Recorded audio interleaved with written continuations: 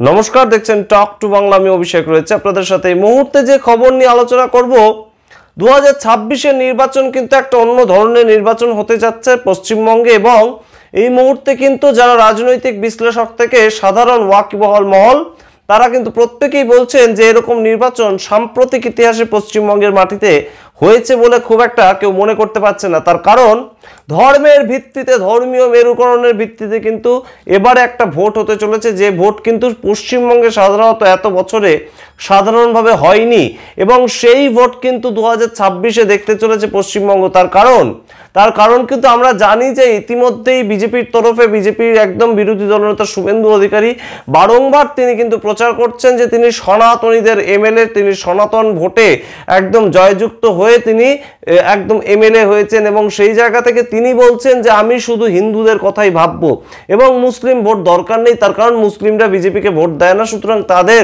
ভোটের আশা করেও কোনো ধরনের কোনো দরকার নেই। এবং যে কথাটা কিন্তু খুব গুরুত্বপূর্ণ একটা পর্যবেক্ষণ, গত বছর আপনারা মনে করে দেখুন, গত বছর 2024-এর লোকসভা ভোটে বিজেপি খারাপ ফল করার পর থেকেই কিন্তু এই যে কথাটা, এটা আরো জোর দিয়ে বলছেন শুভেন্দু অধিকারী।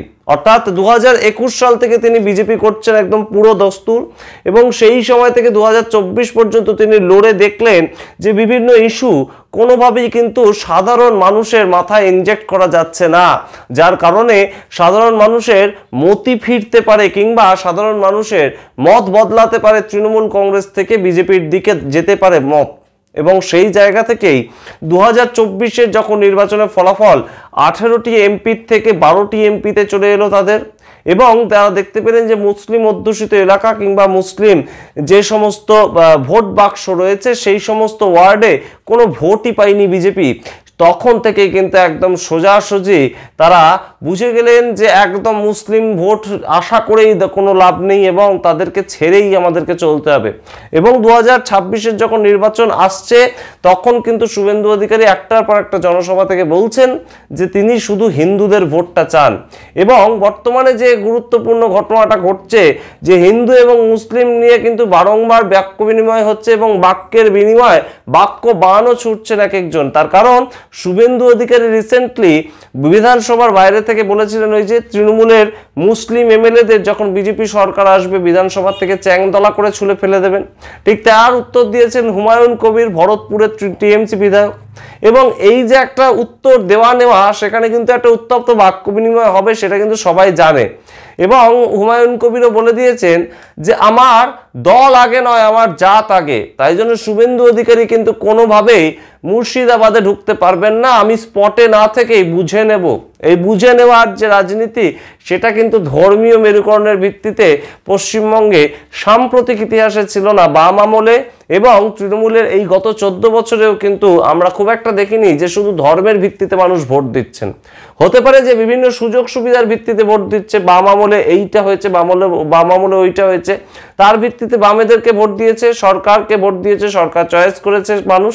তৃণমূল আমলে লক্ষ্মীর ভান্ডার দিয়েছে, তৃণমূল আমলে কন্যাশ্রী, রূপশ্রী, এরকম বিভিন্ন প্রকল্প দিয়েছে, তাই জন্য আমরা মমতা বন্দ্যোপাধ্যায়কে ভোট দিচ্ছি। কিন্তু আমি হিন্দু ধর্ম, তাই জন্য আমি একে ভোট দেবো, আমি মুসলিম ধর্ম, তাই জন্য আমি ওকে ভোট দেবো, এই ধরনের রাজনীতি কিন্তু এতদিন ধরে দেখা যায়নি, যেটা কিন্তু সবচেয়ে গুরুত্বপূর্ণ এবারের ভোটে হতে চলেছে। 2026-এর ভোটে একটা বহু সংখ্যক মানুষ কিন্তু পশ্চিমবঙ্গে যারা ভোট দেন, তাদের মধ্যে তারা কিন্তু ধর্মীয় মেরুকরণের ভিত্তিতে এবারে ভোট দেবেন বলেই একটা বিশ্লেষণে উঠে আসছে এমন তথ্য। এবং আপনাদেরকে মনে করিয়ে দিই যে তৃণমূলের কথা অনুযায়ী 30% কিন্তু মুসলিম ভোটার রয়েছে পশ্চিমবঙ্গে। এখানে বিজেপি বলছে যে 45 থেকে 50% মুসলিম ভোটার রয়েছে।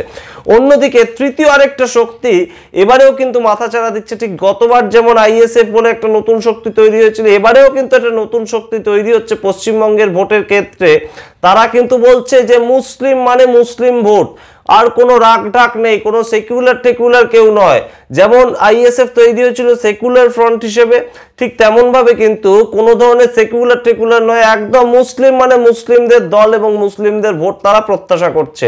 অর্থাৎ AIMIM মিম যাদের শর্ট ফর্মে আমরা জেনে থাকি, একদম আসাউদ্দিন ওয়াইসির যে দল সেই দল, এবং তারা কিন্তু এবারে বলে দিয়েছে 294টা আসনেই তারা একদম প্রার্থী দিয়ে লড়াই করবে এবং মুসলিম ভোটটাকে কিন্তু তারা দখল করবে। এবং তারা বলে দিয়েছে যে সরাসরি কিন্তু একদম সম্পূর্ণ বর্তমানে 40% বেশি পশ্চিমবঙ্গে মুসলিম ভোট রয়েছে, এবং সেটা শুধুমাত্র মমতা বন্দ্যোপাধ্যায় কেন তার ফল উপকার ভোগ করবে।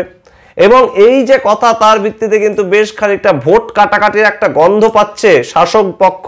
ভোট কাটাকাটি যদি হয় তাহলে কিন্তু বেশ খানিকটা সুবিধা উপভোগ করবে বিজেপি, এবং সেটা কিন্তু এই মুহূর্তে বেশ খানিকটা দিনে আলোর মতন স্পষ্ট। এবং সেইটা বুঝেই কিন্তু ফিরহাদ হাকিম, শাসক পক্ষের অন্যতম গুরুত্বপূর্ণ মন্ত্রী, কলকাতা কর্পোরেশনের মেয়র, তিনি বলে দিয়েছেন এই AIMIM তো একদম বিজেপির বি টিম হয়ে কাজ করবে, এ তো জানা কথাই।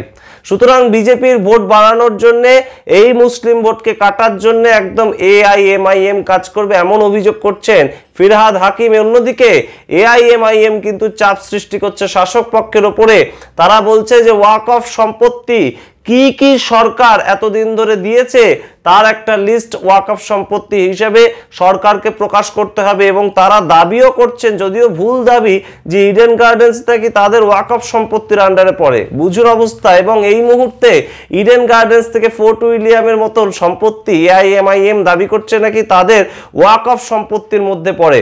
এবং এই সমস্ত নিয়ে যখন বিভিন্ন জায়গায় চর্চা চলছে, তখন কিন্তু ওয়াকফ সম্পত্তি হিসেবে একটা সূত্র মারফত খবর উঠে আসছে যে ক্যালকাটা গলফ ক্লাব এবং টালিগঞ্জ গলফ ক্লাব, এই দুটো কিন্তু নাকি সত্যি ওয়াকফ সম্পত্তির মধ্যেই রাজ্য সরকার তৈরি করেছে কোনো একটা সময়। এবং সেই জায়গাটা নিয়ে কিন্তু এবার AIMIM সরকার পক্ষকে চাপ দিচ্ছে, তাদেরকে হয় বিভিন্ন সুবিধা দিতে হবে, নাহলে তারা সোজাসুজি মুসলিম ভোট নিয়ে একদম সোজাসুজি মুসলিম ভোট পাওয়ার লক্ষ্যে বিভিন্ন জায়গায় দাঁড়িয়ে পড়বে ভোটে। এবং এই জায়গাটা যে তৃণমূল কংগ্রেস অবশ্যই তাদেরকে নড়ে চড়ে বসতে হবে, সেটা কিন্তু আর বলে দেওয়ার অপেক্ষা রাখে না। তার কারণ ওই যে একটা সংখ্যা আপনাদেরকে বলেছিলাম, 148 যদি ম্যাজিক ফিগার হয় 294 এর মধ্যে, তাহলে কিন্তু তার মধ্যে 85টা আছে একদম মুসলিম অধ্যুষিত এলাকায়। অর্থাৎ 294 এর মধ্যে 85টা কিন্তু তৃণমূল কংগ্রেস জিতবে, তারা কিন্তু এই ভাবনা চিন্তা নিয়েই এগোচ্ছে। সুতরাং 148 থেকে 85 বাদ দিলে যে কটা সংখ্যা সিট, সেটা মমতা বন্দ্যোপাধ্যায়ের জনমুখী প্রকল্প, লক্ষ্মীর ভান্ডার ইত্যাদি নিয়ে তারা জিতে যাবে, তারা এই ভাবনাতেই এগোচ্ছে। এবং এই জায়গা থেকেই যদি 85টার মধ্যে অন্তত কিছু না হলেও যদি 40 থেকে 45টা সিটও AIMIM, ISF, বাম কংগ্রেস এরা যদি কোনোভাবে দখল করে নিতে পারে, তাহলে কিন্তু বেশ খানিকটা কষ্ট হবে তৃণমূল কংগ্রেসের ম্যাজিক ফিগারে পৌঁছতে। সেটা কিন্তু কোথাও গিয়ে এই মুহূর্তে বেশ একটা চাপেই রেখেছে শাসক পক্ষকে। আপনারা কি মনে করছেন অবশ্যই কমেন্ট বক্সে কমেন্ট করে জানান। আপনারা কিসের ভিত্তিতে ভোট দেবেন? নিজেদের দৈনন্দিন প্রাত্যহিক চাহিদা তার ভিত্তিতে ভোট দেবেন, নাকি কোন ধর্মের ধর্মাবলম্বী মানুষ আপনারা তার ভিত্তিতে ভোট দেবেন? 2026কে কেন্দ্র করে কিসের ভিত্তিতে ভোট হবে, সেটাই কিন্তু এখন সবচেয়ে গুরুত্বপূর্ণ একটা প্রশ্ন। আপনারা 1 বছর আগে ভাবতে শুরু করুন অবশ্যই, এবং অবশ্যই কমেন্ট বক্সে কমেন্ট করে জানান আপনাদের ভাবনা। দেখতে থাকুন টক টু বাংলা। প্রত্যেকটি ভিডিও লাইক, কমেন্ট, শেয়ার করে অবশ্যই চ্যানেলটিকে সাবস্ক্রাইব করবেন। ধন্যবাদ।